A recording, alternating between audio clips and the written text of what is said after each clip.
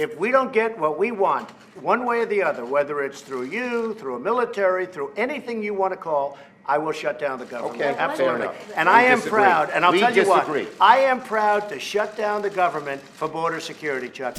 Remember that from a few weeks back? Trump is proud to shut down the government for border security, aka his $5.7 billion wall, which will be completely ineffective, as study after conservative Cato Institute study has shown. Well, he has shut down the government, and despite the fact that the Senate is controlled by Republicans, even they won't agree to his asinine wall proposal. But these political games have consequences. Human consequences. Ones that are grounded in reality and not some alt-right fairy tale where immigrants are coming to take over the country like it's World War Z. Food stamps for 38 million low-income Americans would face severe reductions, and more than $140 billion in tax refunds are at risk of being frozen or delayed if the government shutdown stretches into February. Widespread disruptions that threaten to hurt the economy. And human beings on food stamps, Washington Post, by the way, but I digress. Unless the government reopens before the end of January, millions of Americans living below the poverty level could be left in the lurch and their access to food threatened by February.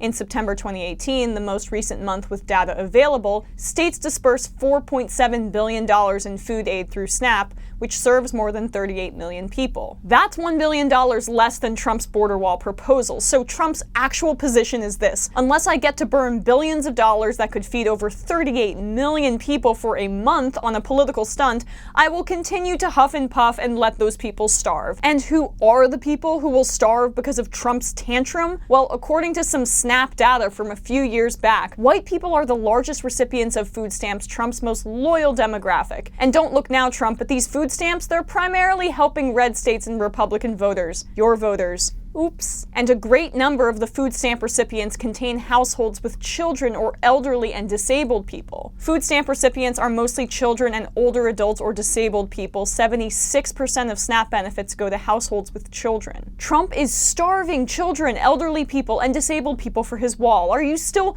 proud to shut down the government? Are you still going to own that shutdown? Owning the shutdown over an issue that is not a threat, not even a little? This is what happens when you elect someone who is genuinely only concerned about themselves to the most powerful position on planet Earth. The wall is a political win for him. His base eats it up, and he has successfully drummed up hatred of immigrants and stoked the fear in their hearts. They don't even care that Mexico was supposedly supposed to pay for the wall before. Now they are going to pay for it, and they're happy to do so because Trump has been so successful at his fear-mongering. And because the wall is a political win for him, he will push for it at all costs, even letting people starve. And the worst part of it is, these people who are starving are the least powerful in society. The poorest, children, disabled, older people. So we won't hear about their struggle. Trump's shutdown will harm them, and the media will say little because it wasn't done in a mean tweet. They are powerless, so they will be forgotten, because we have a president who only serves the powerful,